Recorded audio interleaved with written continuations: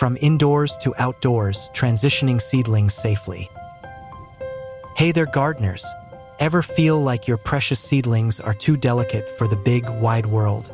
Don't worry, we've all been there. I'm Pete, and today we're tackling a crucial spring task: hardening off and transplanting seedlings. This is your step-by-step guide to ensuring your little plants thrive outdoors. Think of your indoor seedlings as pampered house guests. They've enjoyed consistent temperatures, gentle light, and no wind. Suddenly throwing them into the garden is like sending them on an extreme camping trip without preparation. Hardening off is the gradual process of acclimating your seedlings to the harsher outdoor environment.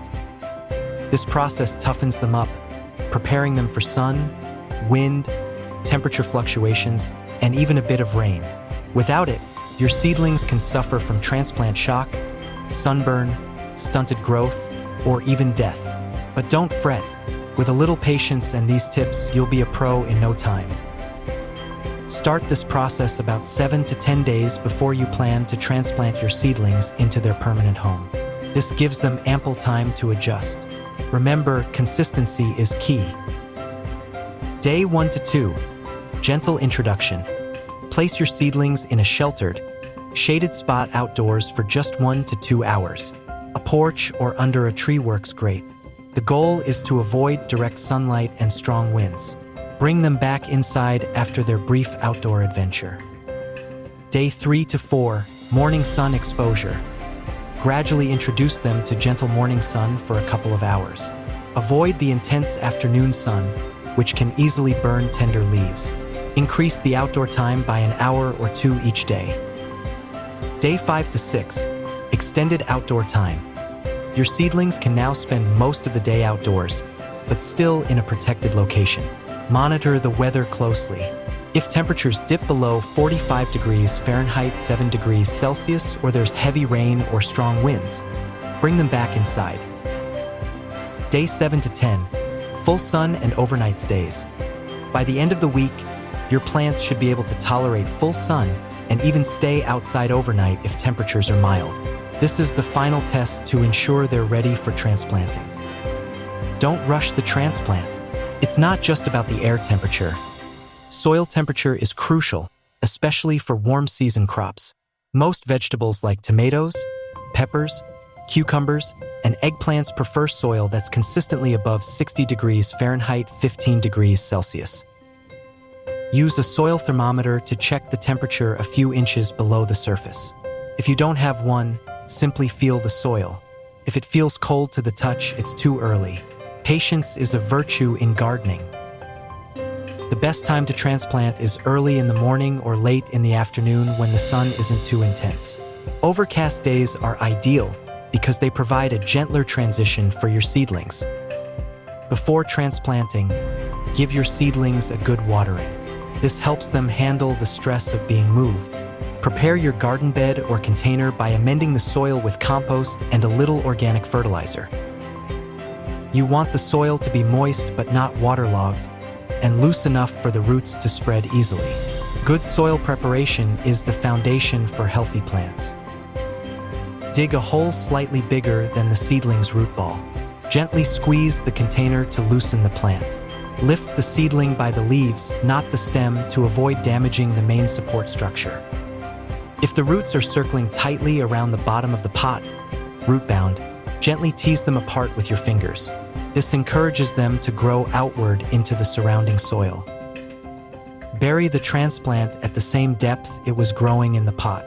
For tomatoes and eggplants, you can bury them slightly deeper, as they will grow roots along the buried stem, making them stronger. Firm the soil gently around the base of the plant to eliminate air pockets and ensure good contact between the roots and the soil.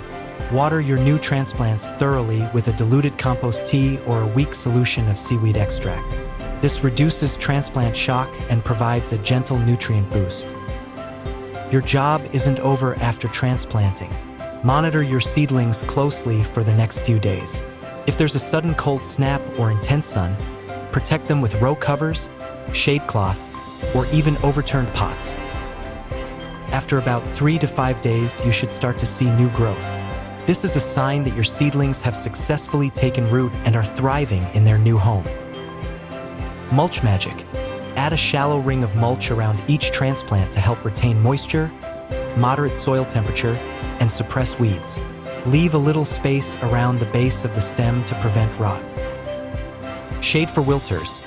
If you're transplanting seedlings like lettuce, kale, or chard that tend to wilt after planting, use a shade cover for the first 2 days to help them recover faster. Early support. For larger seedlings like tomatoes or peppers, install a support stake or cage at the time of planting. This prevents root damage later and helps train the plant from the start. Rushing the hardening off process. Don't skip steps or try to speed up the process. Your seedlings need time to adjust gradually. Transplanting in extreme weather. Avoid transplanting during heat waves, cold snaps, or heavy rain. Overwatering or underwatering. Keep the soil consistently moist but not waterlogged.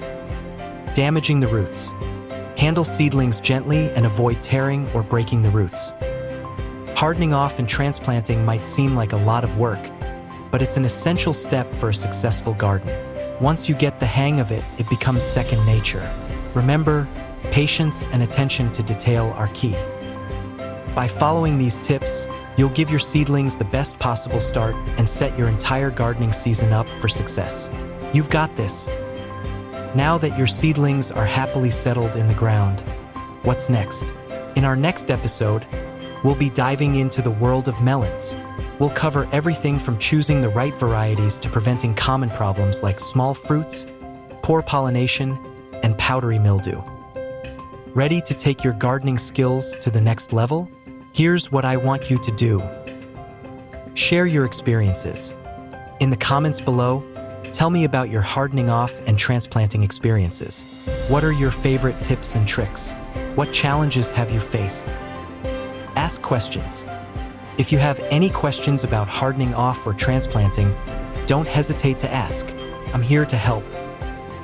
If you found this guide helpful, please give it a thumbs up, share it with your fellow gardening friends, and subscribe to our channel for more deep dive growing guides. Remember, keep your hands dirty and your hearts in the garden.